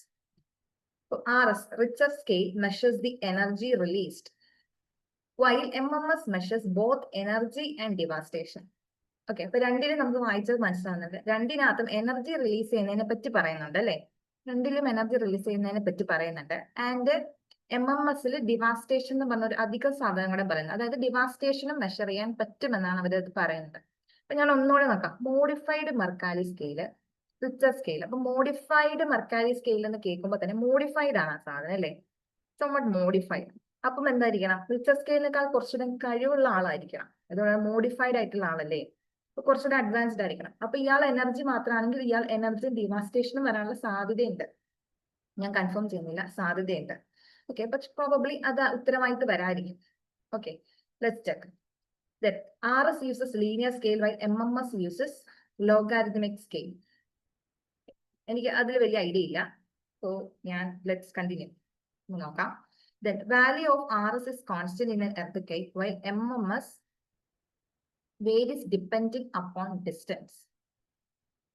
Value of RS is constant in an earthquake while MMS varies depending upon distance.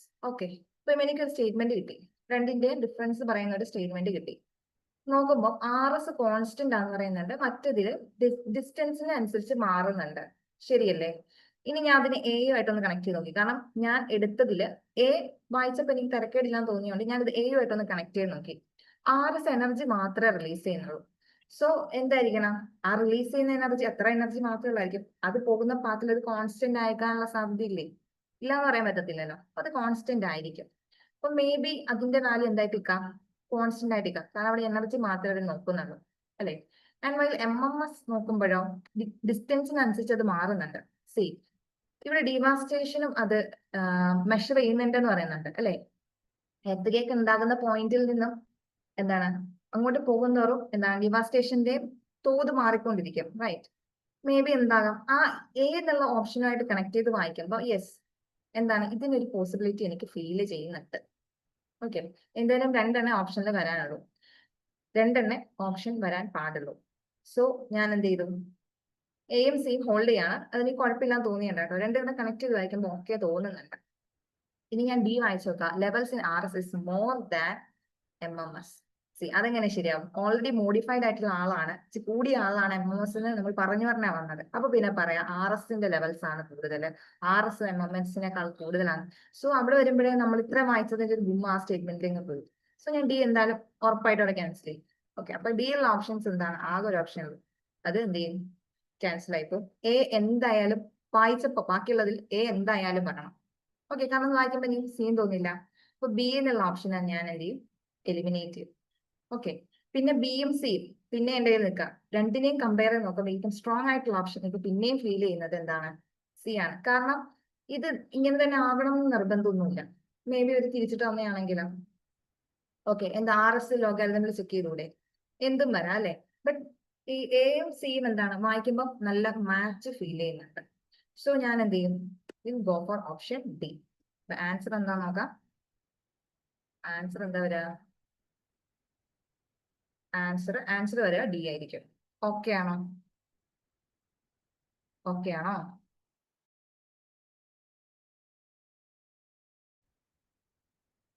ഞാൻ പറഞ്ഞല്ല, മനസ്സിലായോ? ഓക്കെ, ഓക്കെ അല്ലേ? ഓക്കെ, നെറ്റ്വർക്ക് ഇഷ്യൂ ഒന്നും ഇല്ലല്ലോ അല്ലേ?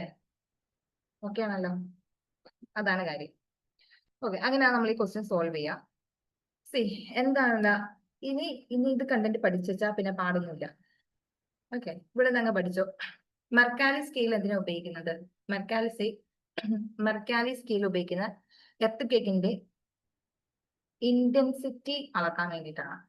ഓക്കെ, മെർക്കാലി സ്കെയിൽ ഉപയോഗിക്കുന്നത് ഇന്റൻസിറ്റി അളക്കാൻ വേണ്ടിയിട്ടാണ്. ഓക്കെ, അതായത് എന്തോരം നാശനഷ്ടങ്ങളൊക്കെ ഉണ്ടായി അറ്റ് ഡിഫറെന്റ് ലൊക്കേഷൻസ്, ഇത് അളക്കാനാണ് മെർക്കാലി സ്കെയിൽ ഉപയോഗിക്കുന്നത്.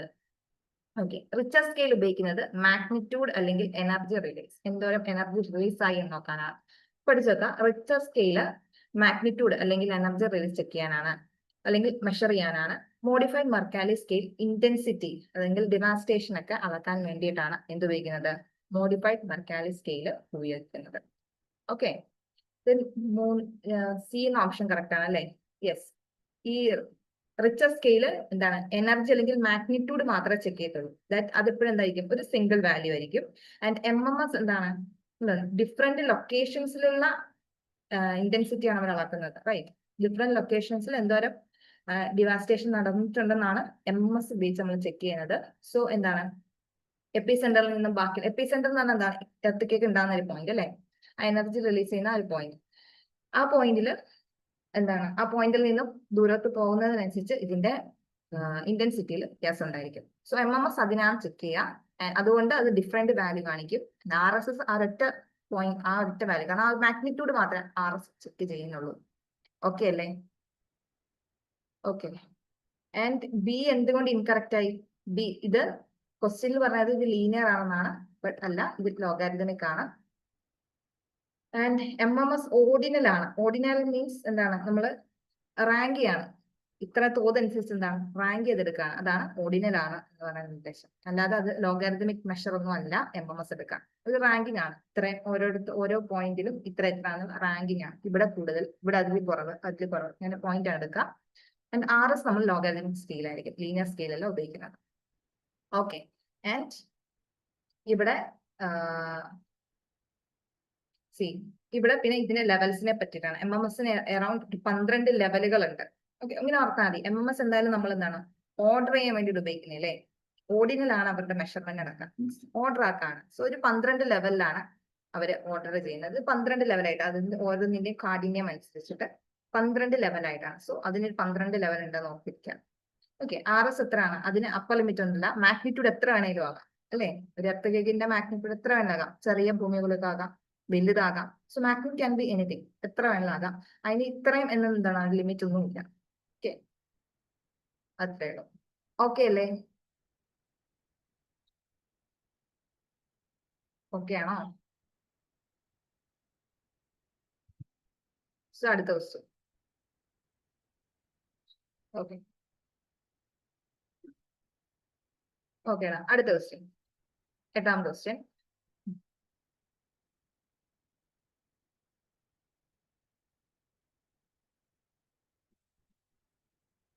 ഫൈൻ, ഇത് ഓക്കെ ആണ് അല്ലെ? ചോദ്യം എന്താ, increasing the ratio of fissile uranium in natural uranium is known as. അതായത് നാച്ചുറൽ യുറാനിയത്തില് എന്തിന്റെയോ ഫിസിൽ യുറാനിയത്തിന്റെ റേഷ്യോനെ കൂട്ടുന്നു. ഫിസിൽ യുറാനിയം ഒരു സാധനം, നാച്ചുറൽ യുറാനിയം ഒരു സാധനം. ഓക്കെ, ഇതിന്റെ റേഷ്യോ കൂട്ടുന്നു, ഇതാണ് ചോദ്യം. കൂട്ടുന്നു അങ്ങനെ പറയുന്ന ആ പ്രോസസ്സിന്റെ പേരാണ് നമ്മൾ പറയാ, ഇതാണ് ചോദ്യം. ഓക്കെ, നമുക്ക് റീഡ് ചെയ്യാം. എന്തോ ഇൻക്രീസ് ചെയ്യിക്കുകയാണ്. ഓക്കെ, അത് ഇൻക്രീസിങ് ആണ് the ratio and of the fissile uranium. Fissile uranium നമ്മൾക്കറിയാം, uranium fissile uranium maybe അത് ഫിഷിന് ഉപയോഗിക്കുന്നതായിരിക്കും. റൈറ്റ്, ഫിസിൽ യുറാനിയം അതെന്താണ്, ഫിഷിന് ഉപയോഗിക്കുന്നതായിരിക്കും. ന്യൂക്ലിയർ ഫിഷിന് വേണ്ടി ഉപയോഗിക്കുന്നതായിരിക്കും. നമ്മൾ ന്യൂക്ലിയർ പവർ പ്ലാന്റ്സിൽ ഉപയോഗിക്കില്ലേ, എനർജി റിലീസിന് അങ്ങനെ വേണ്ടി ഉപയോഗിക്കുന്നതാണ്. ഫിസിലിൽ നിന്നും ഫിഷനാണെന്ന് ഓർത്തിരിക്കുക. ഓക്കെ, ഞാൻ ആ ഐഡിയ ഫിസിൽ യുറാനിയം, അപ്പോൾ ഫിഷിന് വേണ്ടിയിട്ടുള്ള യുറാനിയമാണ്. ഞാൻ അങ്ങനെയാണ് ആദ്യം ഒരു ഐഡിയ എടുത്തത്. അപ്പം എന്താണ്, പൊട്ടിത്തെറിച്ച് പോകാനുള്ളതാണ് അല്ലെ, കൂടാനുള്ളതല്ല, പൊട്ടിത്തെറിച്ച് പോകാനുള്ളതാണ്. സോ അങ്ങനെ പൊട്ടിത്തെറിച്ച് പോകാനുള്ള സാധനമാണെങ്കിൽ എന്തായാലും കോൺസെൻട്രേഷൻ എന്നും അക്കുമുലേഷൻ എന്നുള്ള ഈ രണ്ട് ഓപ്ഷൻ വരില്ല. കാരണം അത് ഇനി കൂടുന്നതിനെ പറ്റിയിട്ടുള്ളതാണ് കോൺസെൻട്രേഷൻ അക്കുമുലേഷൻ. സോ ആ ഐഡിയ എന്തായാലും വരില്ല. ഞാൻ എടുത്ത ഐഡിയക്ക് എന്തായാലും അത് വരില്ല. ഫിസിൽ എന്നൊരു ഐഡിയ ഫിഷൻ എന്നുള്ള ഐഡിയ ഞാൻ കണക്ട് ചെയ്തിട്ടാണ് ഞാൻ അതിന് ഉത്തരം ചെയ്തത്. എന്തായാലും അപ്പം കോൺസെൻട്രേഷൻ അക്കുമുലേഷനും വരില്ല. പിന്നെയുള്ള എന്റെ മുന്നിലുള്ള രണ്ട് ഓപ്ഷൻ എൻഹാൻസ്മെന്റും എൻറിച്ച്മെന്റും ആണ്. സി എൻഹാൻസ്മെന്റും എൻറിച്ച്മെന്റും. ഓക്കെ, രണ്ടും എന്താണ്, ഈ പറയുന്ന ഇൻക്രീസിങ് കൂട്ടുന്നു എന്നൊരു ഐഡിയ ആണ് പറയുന്നത്. ബട്ട് കുറച്ചുകൂടെ ഒന്നില്ലെങ്കിലും ഇതൊരു സയന്റിഫിക് ആയിട്ടുള്ള കാര്യമല്ലേ, കുറച്ചുകൂടെ സയൻസ് ഫീൽഡ് ഒക്കെയാണ് പറയുന്നത്. അപ്പൊ മെയിൻലി എന്തായിരിക്കില്ല, എൻഹാൻസ്മെന്റ്. അത് അത്ര സുഖം തോന്നിയില്ല സയൻസ് ഫീൽഡിൽ അങ്ങനെ ചോദിക്കാമെന്നുള്ളത്. ഓക്കെ, അപ്പം എന്താണ്, കുറച്ച് സയന്റിഫിക് അല്ലേ, അത് കണ്ടിട്ട് എൻറിച്ച്മെന്റ് എന്നൊരു പേര് കൊടുക്കാം.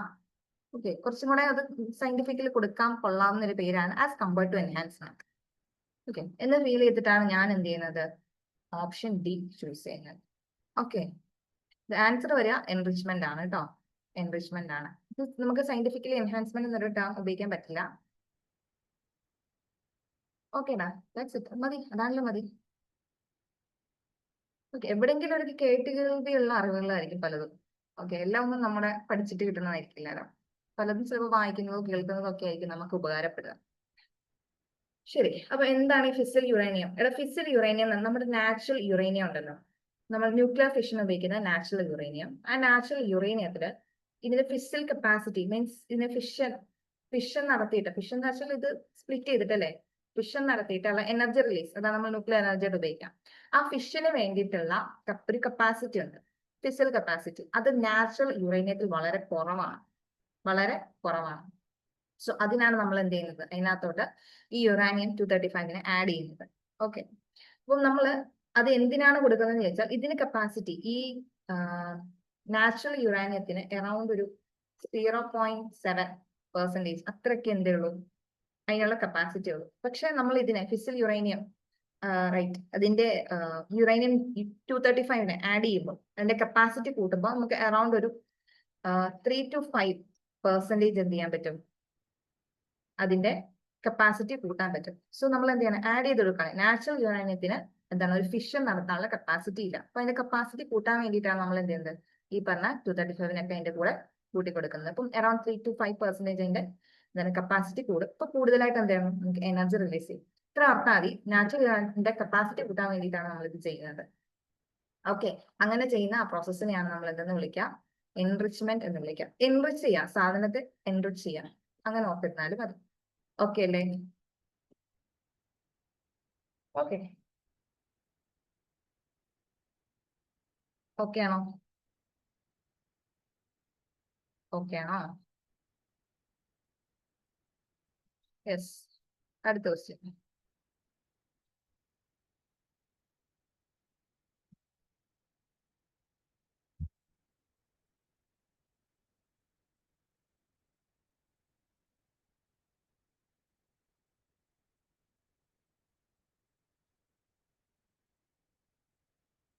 ഓക്കെ, അടുത്ത ക്വസ്റ്റ്യൻ. അടുത്ത ചോദ്യം ഇതാണ്. ഓക്കെ ആണോ? ഓക്കെ, അടുത്ത ചോദ്യം ഇതാണ്. Teratogenic defect due to chemical agents. Terato defect ഉണ്ടാകുന്നത് എന്ത് ഡിഫക്റ്റ് ആണ് ഉണ്ടാക്കുന്നത് എന്നാണ് ചോദ്യം. എന്ത് ഡിഫക്റ്റ് ആണ് ഉണ്ടാക്കുന്നതാണ് ചോദ്യം. ഓക്കെ, ഞാൻ ആദ്യം ക്വസ്റ്റ്യൻ വായിച്ചു. ഓക്കെ, ഞാനത് എങ്ങനെ ചെയ്തെന്ന് വെച്ചാൽ, ഫസ്റ്റ് ആദ്യത്തെ ഓപ്ഷൻ വായിക്കാണ്. Bone defect due to exposure to chemical. ബോണിന് ഉണ്ടാകുന്ന ഡിഫക്റ്റ് ആണ് എന്ന് പറയുന്നു. ഓക്കെ, കുഴപ്പമില്ല. Haemoglobin malfunctioning due to chemicals. എന്തായാലും ഡിഫക്റ്റ് ഉണ്ടായിരിക്കണം. Haemoglobin malfunction. അപ്പം ഞാൻ എന്തായാലും ഈ ഡിഫക്റ്റ് എന്നുള്ള വേർഡിനെ നിലനിർത്തിക്കൊണ്ട് ഞാൻ ബാക്കി വിടുക. എന്തായാലും ഇതിനകത്ത് എന്താണ് ഡിഫക്റ്റ് എന്നുള്ള വേർഡ് ഇല്ല, മേ ബി ഇപ്പൊ അത് വരാനുള്ള സാധ്യതയില്ല. ഓക്കെ, ഈ ഡിഫക്റ്റ് എന്നുള്ളൊരു കീവേഡ് ഉപയോഗിച്ചിട്ടാണ് ഞാൻ ബാക്കി പോകുന്നത്. ഓക്കെ, നോക്കി bone defect, then bone marrow defect, bone marrow defect. Okay, അതിൽ ഡിഫക്റ്റ് കുഴപ്പമില്ല ഡ്യൂ ടു കെമിക്കൽ. ദെൻ അടുത്തൊരു ഓപ്ഷൻ പറഞ്ഞിട്ടുണ്ട് birth defect due to utero exposure to chemicals. ഭയങ്കരമായിട്ട് യൂട്ടറോ എക്സ്പോസ്റ്റർ നടത്തുമ്പോൾ, അതായത് യൂട്ടറോ മീൻസ് യൂട്രസിലായിരിക്കുന്ന ഒരവസ്ഥയിൽ കെമിക്കൽസ് എക്സ്പോസ്റ്റർ കാരണമായിട്ട് ബർത്ത് ഡിഫക്റ്റ് ഉണ്ടാകുന്നുണ്ട്. ഓക്കെ, ഞാൻ എന്തായാലും ഡിഫക്റ്റ് എന്നുള്ള വാക്കില്ലാത്തതുകൊണ്ടാണ് കേട്ടോ ബി എന്നുള്ള ഓപ്ഷൻ എലിമിനേറ്റ് ചെയ്തത്.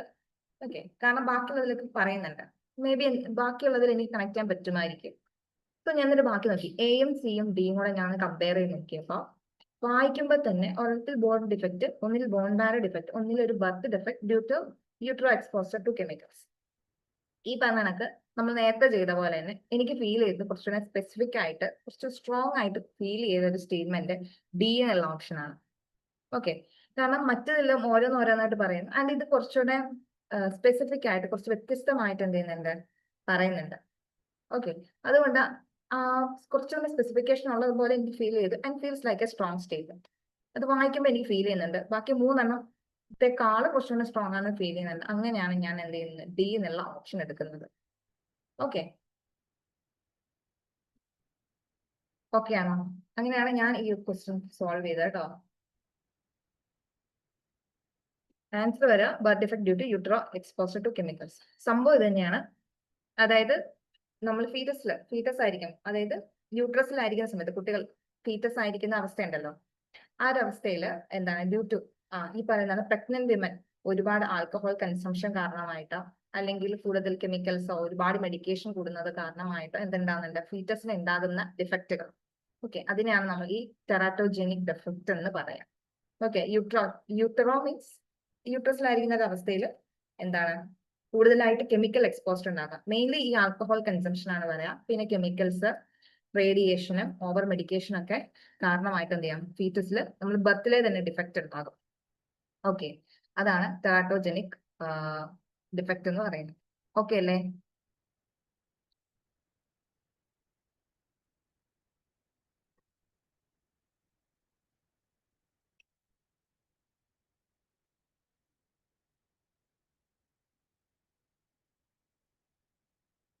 അടുത്തത്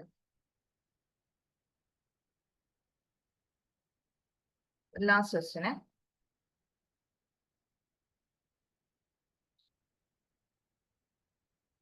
ലെറ്റ്സ് സീ. ഓക്കെ, നമുക്ക് നോക്കാം ഈ ക്വസ്റ്റ്യൻ സോൾവ് ചെയ്യാമെന്ന് നോക്കാം. ഇവിടെ പ്യുവർ റെയിൻ വാട്ടറിനെ പറ്റിയിട്ടാണ് ചോദ്യം. Pure rain water. Okay, what is true about pure rain water എന്നാണ്.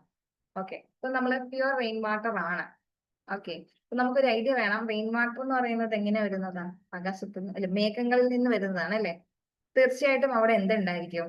അതിനകത്ത് കെമിക്കൽസ് എനിക്ക് എന്തെങ്കിലും ഒരു പ്രസൻസ് ഉണ്ടാവില്ലേ? ഉണ്ടാവും. പ്യുവർ റെയിൻ വാട്ടർ ആണെങ്കിലും പ്യുവർ റെയിൻ വാട്ടർ നമുക്ക് ഉദ്ദേശിക്കാവുന്നത് പൊല്യൂട്ടൻസിന്റെ അളവ് കുറവായിരിക്കും, അല്ലെങ്കിൽ പൊല്യൂട്ടൻസ് ഇല്ലാന്നായിരിക്കും, but there is a presence of chemicals, മറ്റ് ഗ്യാസസിന്റെ ഒക്കെ എന്താണ് പ്രസൻസ് ഉണ്ടാകും. പ്യുവർ റെയിൻ വാട്ടർ സാധാ വാട്ടർ എടുക്കുന്ന പോലെ കൺസിഡർ ചെയ്യുന്ന പോലെ ഒന്നും ഇല്ലാത്ത വെള്ളം എന്നല്ല. പ്യുവർ റെയിൻ വാട്ടർ എന്ന് പറയുമ്പോൾ നമുക്ക് കിട്ടുന്ന ഐഡിയ എന്താണ്? പൊല്യൂട്ടൻസ് അതിൽ ഉണ്ടാവില്ല, ഇതിൽ പൊല്യൂട്ടൻസ് ഇല്ലാത്ത റെയിൻ വാട്ടർ ആണ്. ബട്ട് പൊല്യൂട്ടൻസ് ഇല്ല എന്ന് പറയുമ്പോൾ തന്നെ അതിനകത്ത് വേറെ അറ്റ്മോസ്ഫിയറിൽ നിന്ന് വരുന്നതായതുകൊണ്ട് അവിടെ നിന്ന് എന്തുണ്ടാവും, അവിടുത്തെ ഗ്യാസസോ കെമിക്കൽസ് ഒക്കെ ഇതിനകത്ത് ഉണ്ടാവും. ഓക്കെ, ഈ ഒരു ഐഡിയ ആണ് കേട്ടോ. പ്യുവർ റെയിൻ വാട്ടറിൽ ഈ ഒരു ഐഡിയയിലാണ് ഞാൻ ക്വസ്റ്റ്യൻ സോൾവ് ചെയ്യുക. Okay, it is naturally acidic. Okay, ശരിയാ. റെയിൻ വാട്ടർ തീർച്ചയായിട്ടും വരുമ്പോൾ വെള്ളം മാത്രമല്ല, പ്യുവർ വാട്ടർ മാത്രമല്ലല്ലോ, വെള്ളം മാത്രമല്ല, മേ ബി അതിനകത്ത് എന്താ ഗ്യാസസിന്റെ ഒക്കെ പ്രസൻസ് ഉണ്ട്, ഈവൻ കാർബൺ ഡയോക്സൈഡിന്റെ ഒക്കെ പ്രസൻസ് ഉണ്ട്, നമുക്ക് അറിയാവുന്നത് അധികം ചിന്തിക്കേണ്ട ആവശ്യമില്ല. അപ്പൊ മേ ബി അതിനകത്ത് എന്തുണ്ടാവാം, ആസിഡ് ഫോർമേഷന്റെ ആസിഡുകൾ ഉണ്ടാകാം അല്ലെ? എന്താണ് അസിഡിക് ആകാനുള്ള ഒരു സാധ്യതയുണ്ട്. പ്യുവർ റെയിൻ വാട്ടർ ആണെങ്കിലും അത് നാച്ചുറൽ അസിഡിക് ആകാനുള്ള സാധ്യതയുണ്ട്. ഓക്കെ, ദെൻ നാച്ചുറലി അത് അസിഡിക് ആണെന്ന് പറയുമ്പോൾ എന്തായാലും അത് എന്തായിരിക്കില്ല, ബേസിക് ആയിരിക്കില്ല. സോ ഞാൻ എന്ത് ചെയ്യും, എ വരാനുള്ള ഓപ്ഷൻസ് ഒന്ന് മാത്രമേ ഉള്ളൂ അല്ലേ? എ വരാനുള്ള ഒരു ഓപ്ഷൻ ഒന്ന് മാത്രമേ ഉള്ളൂ. ഓക്കെ, അപ്പൊ ഞാൻ പിന്നെന്താ ഡി കൂടെ ശരിയാണോ നമുക്ക് നോക്കാം. It is called as acid rain when pH become less than 5.6. 5.6 താഴെ വന്നാൽ നമ്മൾ ഇതിനെ ആസിഡ് റെയിൻ എന്ന് വിളിക്കും. ഓക്കെ, കുറച്ച് സ്പെസിഫൈഡ് ആയിട്ടുള്ള സ്റ്റേറ്റ്മെന്റ് ആണ്. വായിച്ചിട്ട് അതിനകത്ത് അങ്ങനല്ല എന്ന് പറയാൻ നമുക്കൊക്കെ ഒന്നുമില്ല. ഓക്കെ, ഈവൻ നമ്മൾ പറയുന്നത് ഓൾറെഡി ഇത് നാച്ചുറലി അസിഡിക് ആണെന്ന് ഒരു ഐഡിയ നമുക്ക് കിട്ടുന്നുണ്ട്. എ എന്ന സ്റ്റേറ്റ്മെന്റ് പറയുന്നുണ്ട്. ഇവിടെ എയും ഇയും ഓപ്ഷൻ ഒരു കോമ്പിനേഷനിലെ പറയുന്നേ. അത് വെച്ചിട്ടൊന്ന് ഞാൻ കമ്പയർ ചെയ്ത് നോക്കാം. നാച്ചുറലി അത് അസിഡിക് ആണെന്ന് പറയുന്നുണ്ട്.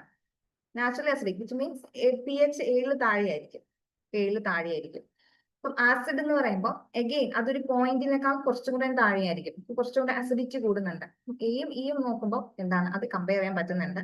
അത് രണ്ടും നല്ല ഓപ്ഷനാണ് ഫീൽ ചെയ്യുന്നുണ്ട്. അപ്പൊ നമുക്ക് നോക്കാം ബാക്കിയുള്ള option. It is naturally basic. അത് അസിഡിക് ആണെന്ന് നമുക്ക് പറയുമ്പോൾ പിന്നെ ഈ ഒരു സ്റ്റേറ്റ്മെന്റ് ഇവിടെ വാലിഡിറ്റി ഇല്ല.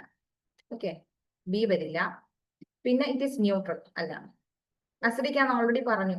നമ്മൾ ഓപ്ഷൻ വെച്ചിട്ട് നമ്മൾ കൺഫേം ചെയ്തു അല്ലേ? കുറെ നമുക്ക് ക്ലാരിറ്റി. അസിഡിക് ആണ്, ഇത് കുറച്ച് പോയിന്റ് താഴെ വരുമ്പോഴാണ് അത് ആസിഡ് റെയിൻ ആണെന്നൊക്കെ നമ്മൾ കണക്ട് ചെയ്തിട്ടുണ്ട്. അപ്പൊ എന്തായാലും ന്യൂട്രൽ ആവാനും സാധ്യതയില്ല.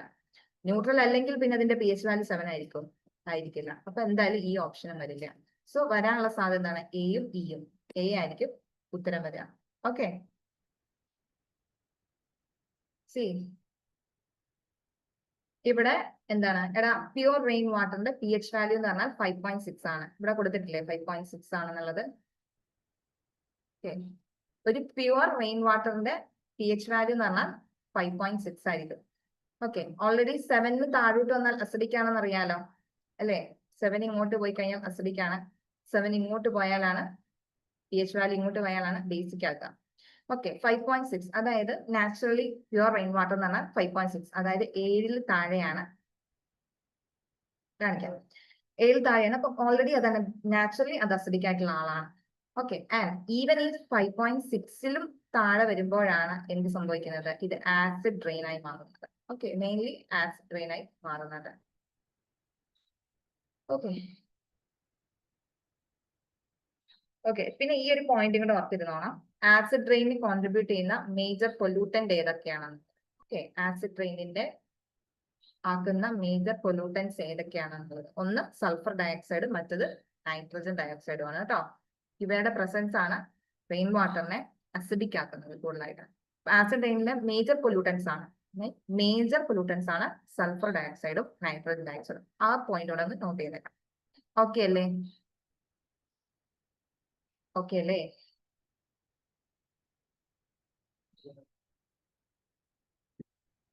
ഓക്കെ ഓക്കേടാ. അപ്പം ഇത്രയാണ് ഇന്നത്തെ നമ്മുടെ സെഷൻ. ഓക്കെ, ആർക്കൊക്കെ ക്വസ്റ്റ്യൻസ് വേണമെന്ന് പറഞ്ഞത്? Ninth question.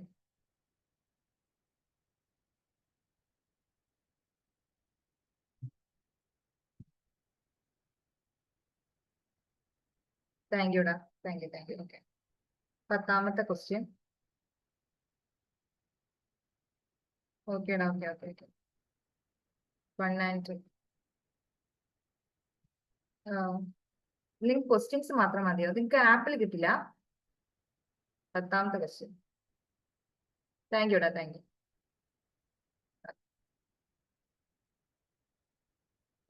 താങ്ക് യുടാ. 10ാമത്തെ ക്വസ്റ്റ്യൻ. Okay, thank you. 10ാമത്തെ ക്വസ്റ്റ്യൻ. പിന്നെ എന്ത് ക്വസ്റ്റ്യൻ വേണ്ടേ? ഐ തിങ്ക് പറഞ്ഞാൽ പോയോ?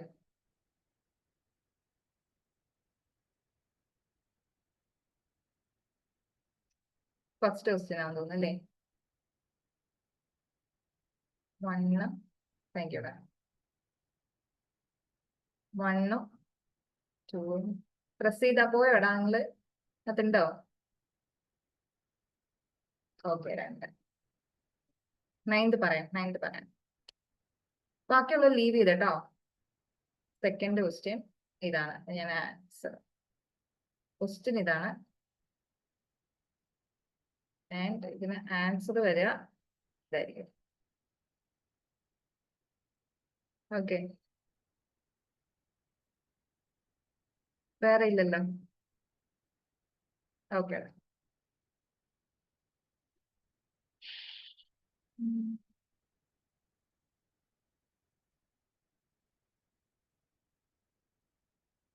താങ്ക് യുടാ. എടാ 9th ക്വസ്റ്റ്യൻ. നൈൻഡോസിൻ ടെറാറ്റോജനിക് റൈറ്റ്. ആരാ പറഞ്ഞ ഇവിടെ? ഷബില. നൈൻഡോസിൻ ഇത്രയാണ് ചോദ്യം. ഇതാണ് ടെറാറ്റോജനിക് ഡിഫക്റ്റ് എന്ന് പറഞ്ഞാൽ എന്താണ് സംഭവം? ഓക്കെ, ഈ ടെറാറ്റോജനിക് ഡിഫക്റ്റ് ഉണ്ടാകുന്നത് അമിതമായി കെമിക്കൽ ഏജൻസിൽ എക്സ്പോസ്ഡ് ആകുമ്പോൾ ഉണ്ടാകുന്നതാണ്. ഓക്കെ, ഇത് പറയാം. ഓക്കെ, ഈ ഡിഫക്റ്റ് എന്ന് പറഞ്ഞാൽ എന്താണെന്നാ ചോദ്യം ചോദിച്ചിട്ടുള്ളൂ. ഈ ടെറാറ്റോജനിക് എന്ന് പറഞ്ഞാൽ എന്താണെന്ന് ചോദിച്ചിട്ടുള്ളൂ. ആ ഡിഫക്റ്റ് എന്താണ്? ഓക്കെ, ഇത് മെയിൻലി ബർത്ത് ഡിഫക്റ്റ് ആണ്. ബർത്ത് ഡിഫക്റ്റ് അതായത് ഒരു pregnant women. Okay, pregnant women. ആ പ്രഗ്നന്റ് വിമൻ ഭയങ്കരമായിട്ട് ആൽക്കഹോൾ കൺസ്യൂം ചെയ്യുമ്പോഴോ ഓവർ മെഡിക്കേഷൻസ് ഉണ്ടാകുമ്പോഴോ അല്ലെ റേഡിയേഷൻസ് എടുക്കുമ്പോഴോ ഒക്കെ എന്തുണ്ടാവും? അകത്തുള്ള ഫീറ്റസിലുള്ള കുട്ടിക്കും എന്തുണ്ടാകാറുണ്ട്? ആ കേടുകൾ അല്ലെങ്കിൽ അതിന്റെ ഒരു സൈഡ് ഇഫക്റ്റ് കുട്ടിയിലും ഉണ്ടാകാനുള്ള സാധ്യതയുണ്ട് അല്ലെ? ഓക്കെ, അത് കാരണമായിട്ട് ബർത്തിലെ എന്തുണ്ടാവും? ഫീറ്റസിൽ ഡിഫക്റ്റുകൾ കാണിക്കും. ഓക്കെ, അതായത് ജനിച്ചിരുന്ന കുട്ടിയിൽ ഡിഫക്ട്സ് ഉണ്ടാകും. അങ്ങനെ ഉണ്ടാകുന്ന ഡിഫക്റ്റിനാണ് നമ്മൾ ടെറാറ്റോജനിക് ഡിഫക്റ്റ് എന്ന് പറയാം. ഓക്കെ, ഓക്കെ ആണോ? മെയിൻലി മെയിൻലി ഇത്ര ഓർത്തിരുന്നാൽ മതി. എന്താണ് ഒരു ഫീറ്റൽ ഡെവലപ്മെന്റ്? ഓക്കെ, ഒരു ഫീറ്റസ് വരുന്ന സമയത്ത് ഉണ്ടാകുന്ന സമയത്ത് അല്ലെങ്കിൽ യൂട്രസിലായിരിക്കുന്ന ഒരു അവസ്ഥയിൽ കൂടുതലായിട്ട് എന്താണ് കെമിക്കൽ എക്സ്പോസ്റ്റർ ഉണ്ടാകുന്നു. ഓക്കെ, ഫീറ്റസ് ഒരു എംബ്രയോ സ്റ്റേജിലൊക്കെ വരുമ്പോൾ കൂടുതൽ എന്താണ് കെമിക്കൽസ് എക്സ്പോസ്ഡ് ആകുന്നു. മെയിൻലി ഇത് ഉണ്ടാകുന്നത് പ്രഗ്നന്റ് വിമൻ കൂടുതലായിട്ട് ആൽക്കഹോൾ കൺസ്യൂം ചെയ്യുമ്പോഴാണ്. ഓക്കെ, ഈ ടെറാറ്റോജൻസ് ഉദ്ദേശം ഹാർംഫുൾ ഏജൻസ് എന്നാണ് ഉദ്ദേശം. ഓക്കെ, ഇവർ കൂടുതലായിട്ട് ആൽക്കഹോൾ കൺസംഷൻ ആണ് മെയിൻലി ഇത് ഉണ്ടാക്കുന്നത്.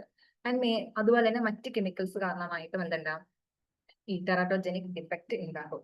ഇനി ഓർത്താൽ മതി, ജനിക്കുമ്പോൾ ഉണ്ടാകുന്ന എഫക്റ്റ് ആണ് ടെറാറ്റോജനിക് എന്നല്ലേ പറയാം. ജനിക്കുമ്പോൾ ഉണ്ടാകുന്ന ഡിഫക്റ്റ് ആണ്. അങ്ങനെ ഓർത്താൽ മതി, അപ്പൊ ശരിയാവും. ഓക്കെ അല്ലേ? ഓക്കെ ആണോ? So let's wind up. ചെയ്യട്ടെ. ഓക്കെ ആണ്. അപ്പൊ താങ്ക് യു കേട്ടോ. Thank you.